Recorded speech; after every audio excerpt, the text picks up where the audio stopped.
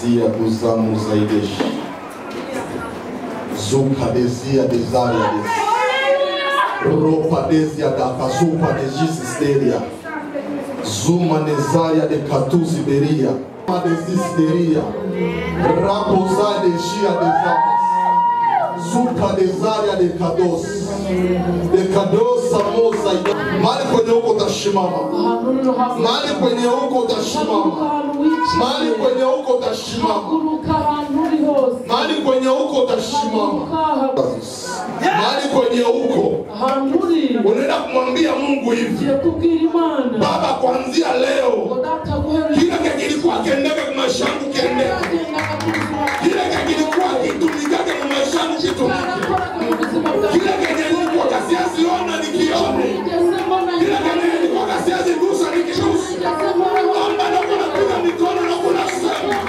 kila kilikuwa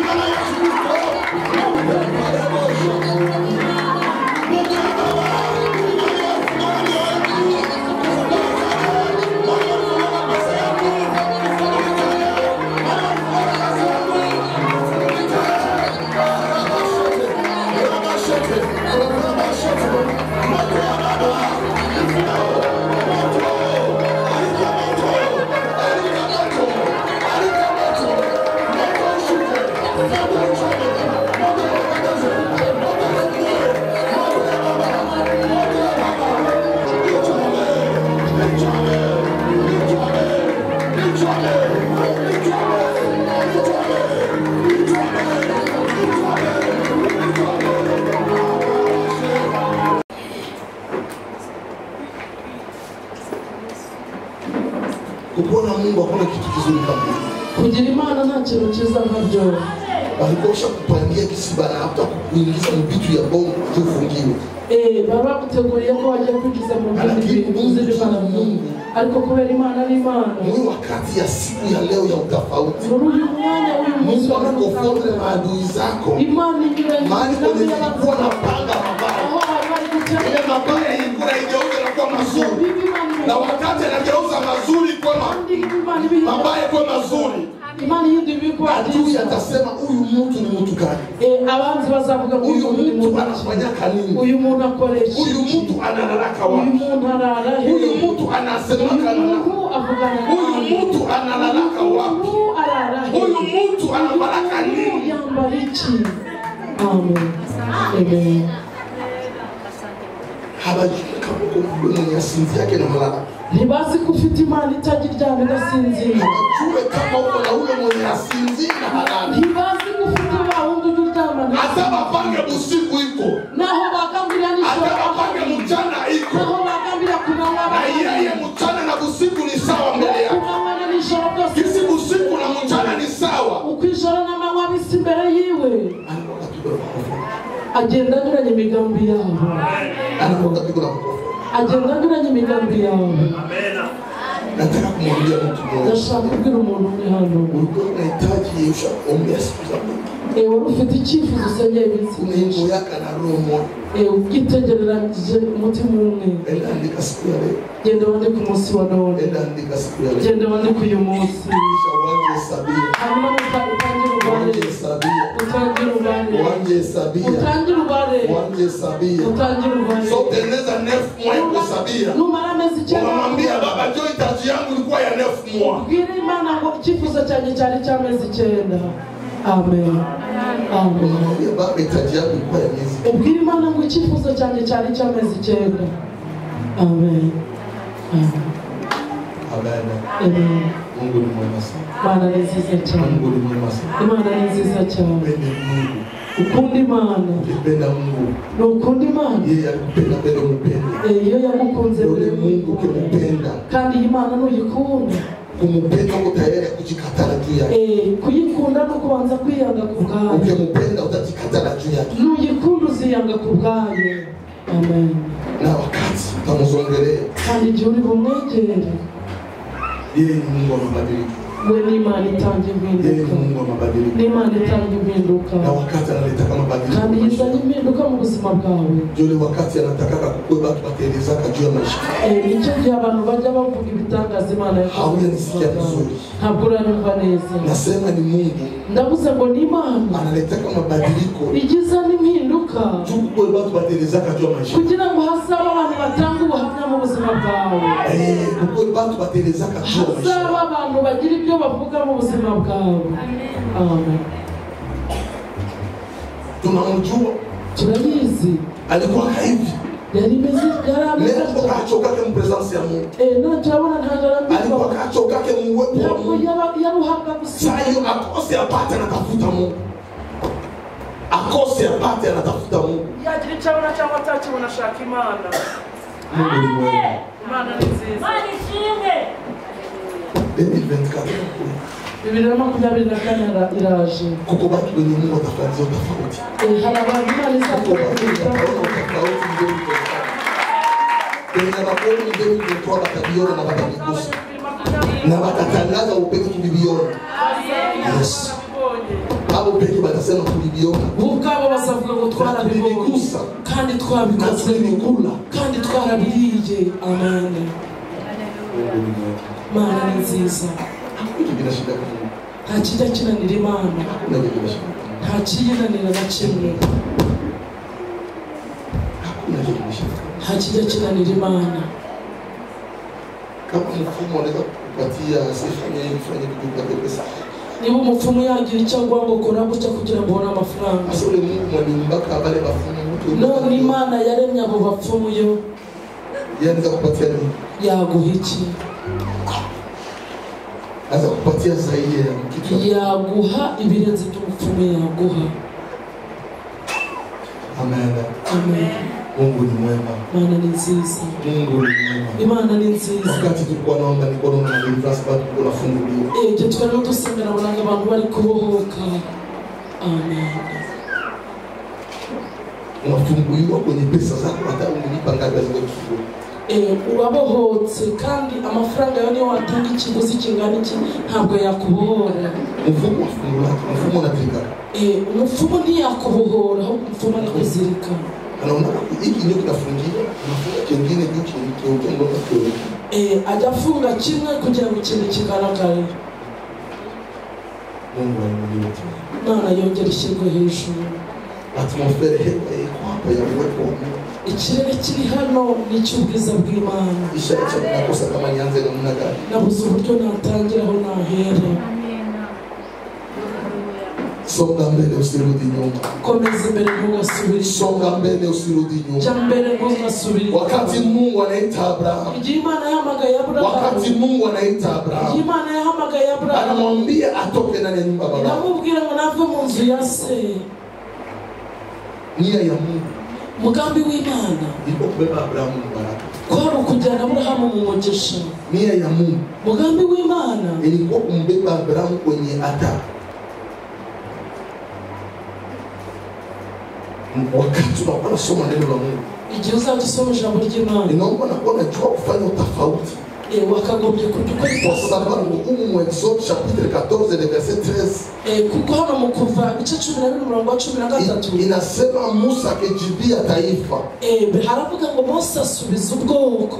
Wakati unaona ndani ya Biblia wanaandika Musa, igihe ubonye muri Biblia handitse ngo Mose, rudia pale kwenye Mungu aliita Musa, subira hahandi Imana yahamagaye Mose. Wakati aliita Musa, igihe Imana yahamagaye Mose, alimwambia atamfanya Mungu wa Haruni. yaramubwiye ngo izamugira Imana ya Haruni. Ndani ya Mungu Mungu tofauti. Mu ijambo ry'Imana habitandukanye. Haruni anaongea, igihe Haruni na wakati Musa anaongea, n'igihe Mose yavuga. Musa wakati anaongea ni Mungu mwenyewe ndiye anaongea. Igihe Mose yavugaga ni Imana ubwayo. Na wakati Haruni anaongea, n'igihe Haruni yavugaga ni Musa ndio anaongea kwa Haruni. Ni Imana, ni Mose wavugiraga muri Haruni.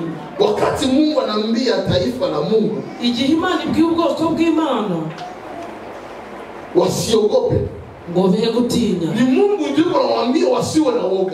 Ni Imana y'ubwayo ibabwira ngo be gutinya. Kama unasoma neno la Mungu kwa kweli, niba udusomesha unapasha kujua kufanya hiyo tofauti ya Musa, wakagombye gukora itandukanye na Mose na Haruni, kwa sababu wakati kuko igihe walimuita Musa bahamagaraga Mose, alisema anamfanya, yamubwiye ngo anamfanya Mungu juu ya Haruni, imugize Imana, na anafanya Haruni nabii wa Musa, kandi igize Haruni umuhanuzi wa Mose. Hakuna mtu mwenye ashakuwa na nabii, nta muntu wigeze agira umuhanuzi. Amen. Amen. Hakuna. Nta wigeze abaho. Nakuwa nasemea mtu fulani, ngo jewe nzajya mvugira umuntu runaka, ntibyigeze bibaho. Kudunia bali ni bakote parole. Mwisi yose bagira abavugizi. Na kusema vitu vitaonekana na bishi, ariko kuvuga ibintu bizabaho kandi abantu bakabibona, ni Mungu mwenyewe ndiye anasema vitu na vinatendeka. Ni Imana y'ubwayo ikivuga ikintu kikasohoka. Wakati Musa anaambia watoto wa Israeli wasikuwe na woga, igihe Mose abwira abana b'Abisirayeli ngo be gutinya, ile ni uhakikisho ya ufungulivu ya watoto wa Israeli kutoka, ni guhamya ko abana b'Abisirayeli bavuye. Na nawaambia kandi arababwira yeye atatembea mbele yao, ngo izagendera imbere yao, na atatembea nyuma yao, kandi izagenda inyuma yabo, na boga isiko kwa maisha yao, kandi ntibakagira ubwoba mu buzima bwabo. Acha Mungu abaki Mungu, reka Imana ikomeze kubiba. Acha Mungu abaki Mungu, reka Imana izakomeze. Mungu anataka utoke, Imana iragira ngo ugire ahantu, Mungu anataka usonge mbele, Imana iragira ngo utere imbere, iko na objective iko na kwa maisha yako, kuko ifite umugambi igiye Mungu anataka ukue ushuhuda wa baraka yake kwa maisha yako. Imana iragira ngo ubishe, Mungu anataka ukue ushuhuda ya mabadiliko kwa maisha yako, umuhamya w'impinduka mu buzima bwawe. Amen. Amen. Amen. Ukisoma mzuri, iyo usomye neza, jana niliongea, jana Mungu atusaidie kutufunza sana. Imana aradufashije atwigisha cyane. Tutasoma Josué chapitre 24 le verset 2. Turasoma Yosuwa 24 ku murongo wa 2. Kidogo. Hanyuma twigishe gato. Baraka zako, imigisha yawe zenye uko naishiki, iyo urimo, ni zenye hazina maana kulingana na zenye Mungu anakupangia kule mbele. Ni imigisha idafite umumaro ibijyanye n'imigisha makubwa yenye Mungu anakupangia kule mbele, ibikomeye Imana iguteguriye, inashinda yenye uko naona sai, biruta bya bintu uri kubana nonaha. Baraka zenye Mungu alikutayarishia mbele uzaliwe, Imana imigisha yaguteguriye mbere yuko ubaho, alikutayarishia makubwa, yaguteguriye ibikomeye, na zile makubwa kandi ibyo bikomeye hauwezi kuziona kile ubundi muntu. Wewe mwenyewe kusema apati kuanzia sai, ni wowe wavuga ngo guhera nonaha, niko natembea na ule Mungu, njyewe ndagendana n'Imana, niko naishiki na ule Mungu, ndabana n'Imana, niko nalala na ule Mungu, ndaryama hamwe n'Imana, na niko nalamuka na ule Mungu, kandi ndimubyuka, niko nafala na ule Mungu, ndambara n'Imana, niko nakula na ule Mungu, ndarya n'Imana, kwa sababu maisha yetu yote, kuko ubuzima bwacu bwose, maisha yetu yote ni Mungu, ubuzima bwacu bwose ni Imana. Jana nilipatia watu kama mfano kidogo, ejo nahaye abantu urugero ruguto, watu webanakuka sauti biko na heshima malalamiko, gihe cyose abantu bicara barira, mimi Mungu akubarikiaka, njye Imana ntabwo yamayigisha, mimi sionage mkono na Mungu, njye sindabona ukuboko kw'Imana. Kila mtu mmoja na simu yake kamata, umuntu wese ufite telefone yayifata, unaenda kwa calculatrice. Kama una telefone kamata. Unaweza ufite telefone na fata telefone. Kamata simu yako. Fata phone yawe. Ukishakamata simu yako. Umara kufata iyo phone.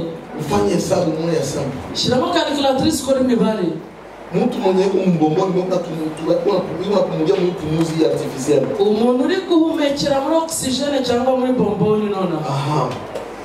Par jour, ayo ichini ya $14. Ku munsi ntago be hasi y'amadolari 18. Kamata le $14. Fata ayo madolari 18. Vous multipliez par 366 jours. Uyakube n'iminsi 360.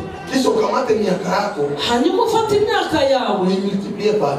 Uyakube kuri ico gihe. Utaona mara ngapi Mungu anabariki maisha yako. Urebe ni kangahe Imana igituha umugisha. Kitu inakubotaka baraka kwa maisha yetu. Kandi gikurura umugisha ku buzima bwacu. Ni reconnaissance ya makubwa ya Mungu kwa maisha yetu. Ugushima imirimo ikomeye Imana yakoze mu buzima bwacu.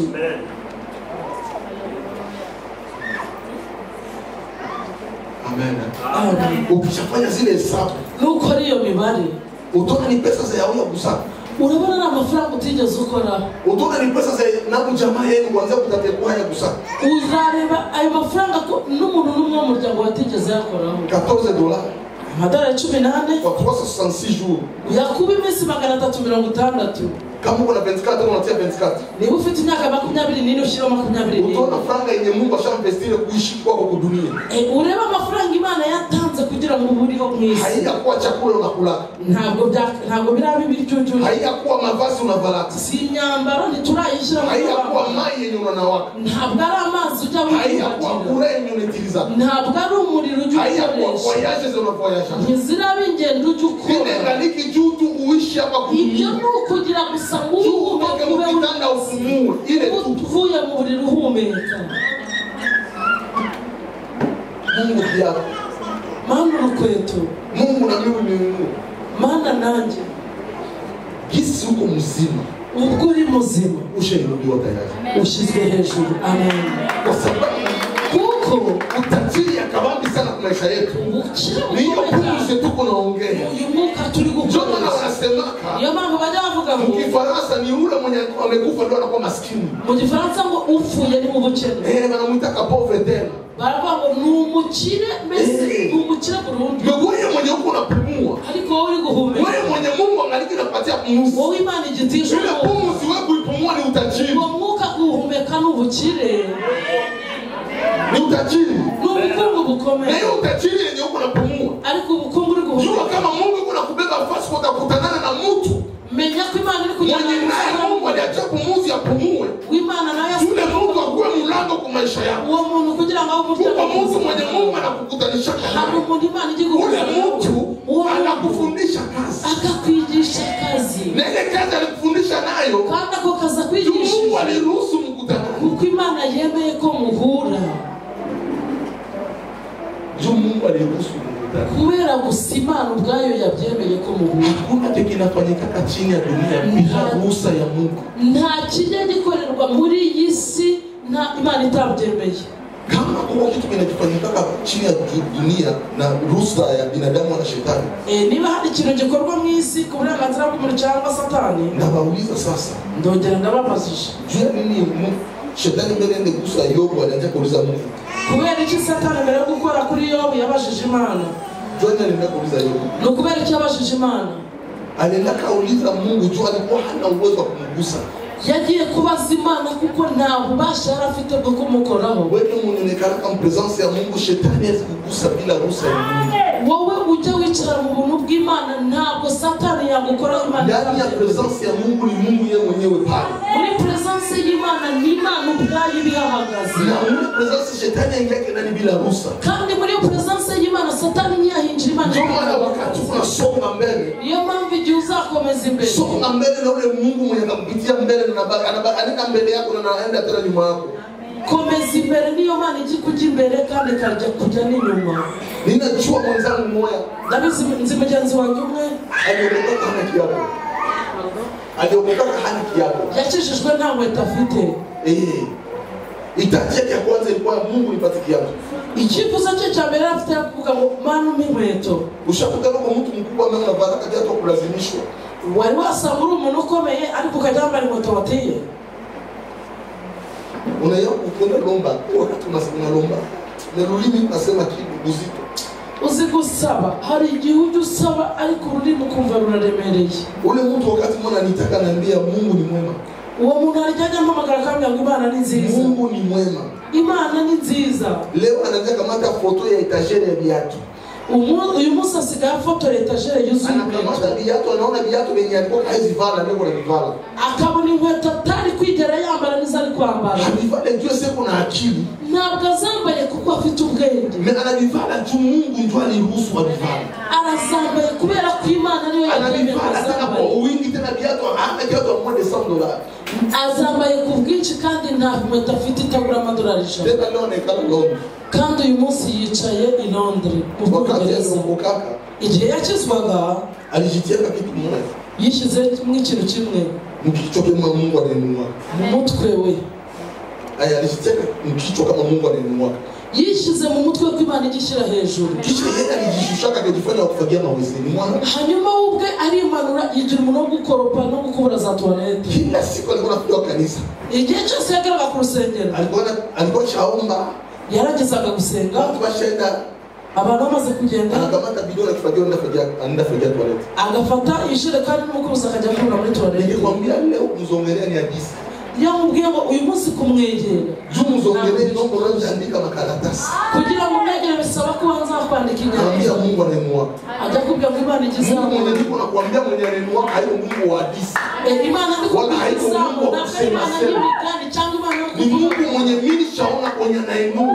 Ni Imana nabonye ahishira hejuru. Nishaona watu kwenye Mungu anafanyia mabadiliko. Nabonye abantu Imana ikorera impinduka. Ukishikamana na Mungu. Nubana n'Imana. Mungu hakupatishake hayo. Imana ntizaguha. Ukishikamana na Mungu. Nubana n'Imana. Mungu anakurudisha kama valere yako ya origine. Agaciro kawe kumwimerere.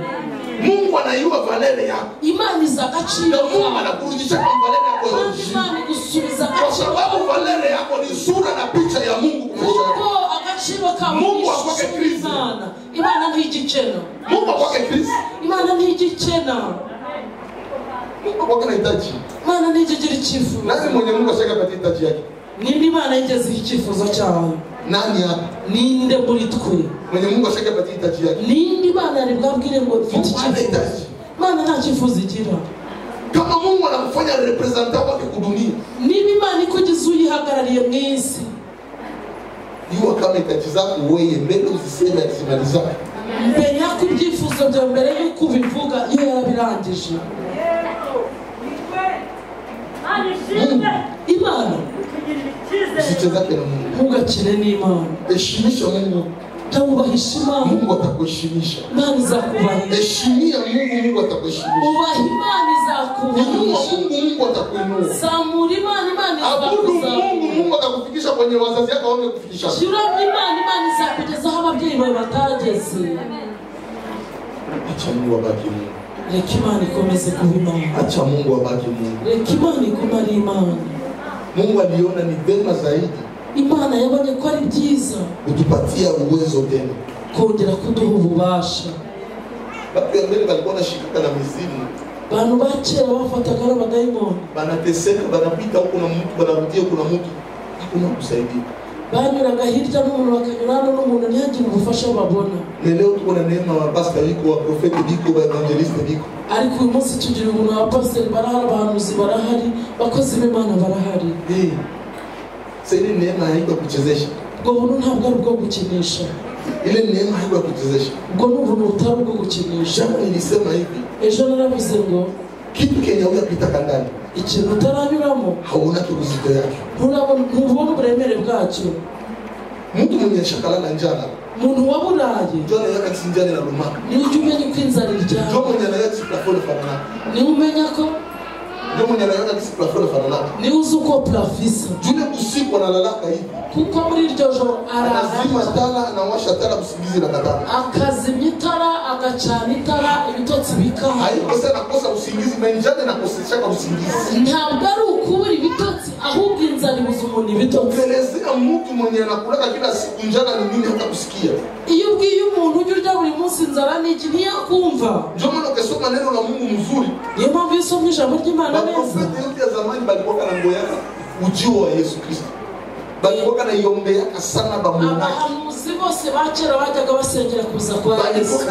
Balikuwa na bikeshe yaka basi. Bajyaga basenga bakiyiriza bagasenga kugira ngo bumve bamenye igihe azazira. Una neema. Twagira ubuntu. Una neema. Twagira ubuntu. Ele neema usitimisha. Kandi ubwo buntu nukabukinisha. Mtu mwenye yaishi umaskini. Umuntu utaraba mu bukene. Wakati unamwelezea kwa umaskini. Iyo umubwiye ubukene. Anazania huko kiwerewere. Ajagira ngo umupfapfa. Anazania usiku. Ajayibaza se uyu muntu arasa n'umusazi. Nukendelezea mwenzako mwenye ashaka ishi umaskini. Ariko iyo ubwiye mugenzi wawe wabayeho mu bukene. Mutakuwa munaongea lugha moja tu ni maisha msheishi. Muganira mumvuge imwe kuko ubwo n'ubuzima yanyuzemo. Ndio maana kwa Mungu angekuletea kwa manabii zile za zamani. Imana ikuzaniye kuri babahanuzi ba kera. Wale wanabii wa zamani babahanuzi ba kera. Atawaambia kuna neema ya nyipe ya Mungu atazesha. Azababwira ngo ufite ubuntu bw'ubukinisha mu prendre en valeur. Mufite ibintu mutajya mu Agaciro. Zambi zilikuwa nafunikiwa kazikuwa kazitoka. Ibyaha byaratwikirwaga ntibyakurwaga. Leo tuko nene neema ya mwashuka mu magoti baba nisamee na zambi zinatoka. Uyu mwanya dufite amahirwe turavuga ngo data mbabarira kandi ibyaha bigakurwaho. Bure bila kupana tasafra. Kubusa nta n'ikintu dutanze nta kiguzi. Bazamani zambi zako zilikuwa nafunikiwa analeta pijo kufatana na pato. Abakera ibyaha byaratwikirwaga akazana inuma bijyanye n'ubushobozi afite. Na mwingine analeta ngombe. Undi akazana inka. Zambi zifunikiwe. Kugira ngo ibyaha bitwikirwe gusa. Ntazitoke. Ntibikurweho. Lakini mie na wewe leo. Ariko nje nawe uyu munsi. Tuko watu wenye tunakuyaka tunaomba kusamana zambi. Tuza tukasaba imbabazi. Tuko watu wenye tunakuyaka tunambia Mungu tubadilishe na mabadiliko. Tuza tukabwira Imana ngo duhindure kandi kaduhindura. Amen. Acha Mungu aitwe. Reka Imana yitwe Imana. Acha Mungu abaki. Reka Imana ihora ari Imana. Acha Mungu abaki Mungu. Reka Imana igume kuba Imana. Wewe kenye ubakie nacho. Wowe ikintu wagumana. Sema mie na Mungu tutachana. Nukuwa mwenye ni Imana. Mie na Mungu mpaka mwisho. Njewe ni Imana mie na Mungu mpaka na mie nione kuinuliwa kwangu. Njewe ni Imana mpaka nzabone gushirwa hejuru kwanje. Unajua kama watu wengi batakosa kabingu leo maskini. Musiko hari abantu benshi bazabura ijuru kubera ubukene. Ndio maskini kama ngumiko. Ubukene abakwiganyira. Mungu kujiuliza. Abakwibaza. Na ukijikaza sana. Kandi iyo wihanganye cyane. Uko na risk ya kupata na mbingu maskini. Ushobora kwisanga no mu ijuru bari bukene. Wadi fundisha kwa kidogo. Kanigesha akantu gato. Uko na risk ya kuwa mbinguni maskini tu. Ushobora kuzaba no mu ijuru kaba umukene kubera iki? Kitu natujengea mbingu, manyumba zetu za mbingu tafikia hapo. Amazu yacu yo mu ijuru tuzageraho ni matoleo na amaturo dutanga. Kutenda mema, kugira neza, kusaidia maskini, gufasha abakene, kusaidia mjane, gufasha abapfakazi, kusaidia na wayatima, gufasha n'imfubyi. Sasa hauna none iyo nta kintu ufite utatoa nini? Nicyo watanga. Amen. Amen. Sasa hauna iyo nta kintu ufite watanga iki? Utafika mbele ya kitunga. No kugera imbere y'ibyibo by'amaturo. Unaona kitunga. Kwa hiyo ibyibo.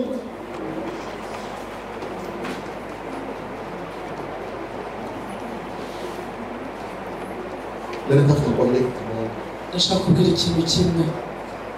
Ukikia mbele ya Mungu, noza imbere y'Imana, nene franga atari ya mwisho mzuri. N'amafaranga niyo ryabirya amafaranga muri zose. Kama njoo ndio kunayo. Niba ari ufite. Ninasema mzuri. Kama njoo kunayo. Niba ari amafaranga. Na roho ya mapendo ya Mungu. N'umutima w'urukundo rwinshi. Inashinda mtu mwenye alikuwa na milioni ya dolari mtutu. Aruta muzanye milioni y'amadolari akatura. Kwa sababu kuna pota kwa Mungu ya kunaka ni roho. Imana yigeri yitegereza imitima. Usikuwa nasema juu yangu kukosewa sitatoa. Ntukavuge ngo kubera ko nabuze naburiwe sinzatura. Toka kuna kijengea kule mbele. Oya, jya witura kugira ngo yubakire. Usione sema juu ni kidogo sitapana. Ntukajye uvuga ngo nuko mfite make si. Panele kidogo yako kama taichamba. Tangu twuduke naho badutuka. Juu kusaidia binadamu kwa wakati unampatia kabla tulikuwa na mimi. Kuko gufasha umuntu arya umwibyo byose nawe. Ukamuha ibintu byose ufite. Vile ninampatia ndio kwa sije ya kuchamba. Muri ibyo umuhaye akakuramo kugutuka. Amen. Amen. Mungu ni mwema sana. Mana ni nziza cyane. Ni wakati igihe yenye uko unatembea, uri kugenda, uko unaomba Mungu, uri gusenga Imana, na uko na chakula mu nyumba, ufite ibyo kurya mu nzu, au na hitaji ya chakula, ntabwo ugira icyifuzo cy'ibyo kurya. Ndio Baba badilisha watoto yangu. Mana uhindura abana banjye. Sasa ukishapata hitaji ya chakula, ariko iyo ugize icyifuzo cy'ibyo kurya, unapata hitaji ya watoto, ukagira icyifuzo cy'abana, unapata hitaji ya nguo, ukagira icyifuzo cy'imyambaro, masomo bali bafukuza, ku ishuri babirukanye, mwenye nyumba kuna kushimamia, nyiri byo ndarigo araho utaomba wapi wajike wapi, wasengera ikihe ukareka ikihe. Amen. Amen. Ndio maana kwa mambo ndio kuikatala kwa maisha. Niyo mpamvu hari ibintu tugomba kwanga mu buzima. Ukabyanga. Kwa mambo naambia kwa Mungu, hari ibintu by'ubwima. Unataka kwa dunia tu ni impate. Ukavuga ngo wachize kwisi kugira ngo niyetegeke. Niko representa kwa dunia. Ni njye guhagarariye hano ku isi. Baba na kurepresenta mu kipesa. Mana guhagarariye mu mafaranga. Kurepresenta mu kiroho. Guhagarariye mu buryo bw'umwuka. Kurepresenta mu kuvala. Guhagarariye mu myambarire. Kurepresenta mu kukula. Guhagarariye mu mirire. Kurepresenta mu byote. Guhagarariye muri byose. Deja ile ni maombi. Ayo ni amasengesho. Amen. Amen. Mungu ni mwema sana. Mana ni nziza. Na Mungu anahitaji zetu. Kandi Imana izi ibyifuzo byacu. Kwa maana sana kile Mungu anakuwa tuseme shilingi. Icy'ingenzi Imana igutegereje kugira ngo tubyivugire twebwe ubwacu. Bartimayo alalamika Yesu angebakaka kipofu. Bartimayo atatakira Yesu yari kuguma ari impumyi. Na Yesu anapita na nenda kwa naye. Kandi Yesu agatambuka kagiye agiye. Kama wewe unalalamika kwa maisha yako, niba utazi kuvuza induru cyangwa utabaki pale pale, uzaguma aho uri. Inaomba kujua kulalamika. Bisaba kumenya gutabaza. Yaani kulalamika ndani ya maombi. Kandi no gutakira mu masengesho. Na ndani ya maombi mko mabadiliko. Kandi mu masengesho hari ibintu. Ndani ya maombi mko utafauti. Kandi mu masengesho hari anaomba kwa kweli na haja kwa utafauti. Usenga mukuri no mu mwuka abona impinduka. Amen. Yes. Kwa kweli na haki. Mukuri no mu mwuka. Mbingu tutenda kuabudu bandugu wapenzi. Mwijuru bakundwa tuzajya kuramya Imana no kuyihimbaza. Tutenda ni kuabudu. Mwijuru icyo tuzajya gukora no kuramya no guhimbaza. Twese tuzatwambara imyenda yera. Hakuna masipere kule. Nta by'amasipere bizagerayo oya. Masipere ni hapa. Amasipere ni hano ku isi. Masipere ni hapa. Amasipere ni aha mu isi. Kiatu $100 ni hapa. Inkweto z'amadolari 100 ni aha mu isi. Ndio maana naambia mwisho mzuri. Ukabwira Imana ngo uzame iherezo ryiza. Mwisho mzuri. Iherezo ryiza. Mwisho mzuri. Iherezo ryiza. Ni ya maana sana. Ni iby'ingenzi cyane. Ni ya maana sana. Ni iby'umumaro. Mungu atusaidie sana. Imana dufashe cyane. Mungu atubariki. Imana iduhe tuendelee kubaki kwa presence ya Mungu. Dukomeze tukume muri presence. Tuendelee kutafuta Mungu. Dukomeze gushaka Imana. Tuendelee kusonga mbele na kusubiri. Na ule Mungu atatenda makubwa. Imana izakora ibikorwa. Mungu awabariki. Imana ibahe.